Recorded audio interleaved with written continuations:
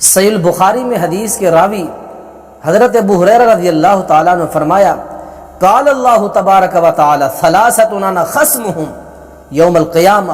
قیامت کے دن 3 لوگوں سے میں رب لڑائی اور جھگڑا کروں گا۔ فرمایا کہ ورجل، وہ آدمی پہلا آتا بی ثم غدر، جس نے میرے نام کی قسم اٹھائی، میرا عہد دیا لوگوں کو، پھر عہد وفا نہ کیا، اس نے وعدہ توڑ دیا۔ اور دوسرے نمبر پر فرمایا ورجل باع حرا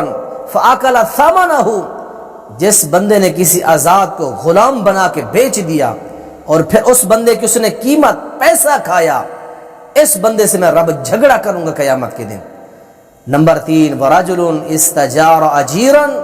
جس نے کسی مزدور کو مزدوری پر لگایا،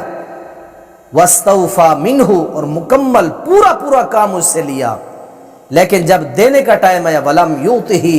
ثم اجرہ، اس بندے کو، اس نے مزدور کو اجرت نہ دی۔ یہ بخاری شریف کے اندر الفاظ ہیں۔ ان 3 لوگوں سے اللہ جھگڑا کرے گا قیامت کے دن، جو وعدے خلاف ہیں، جو آزاد اولاد کو بیچتے ہیں، انسانوں کو بیچتے ہیں، جو کسی مزدور کا حق کھا جاتے ہیں۔ ان 3 قسم کے لوگوں سے قال اللہ تبارک و تعالی ثلاثۃ انا خصمہم یوم القیامہ،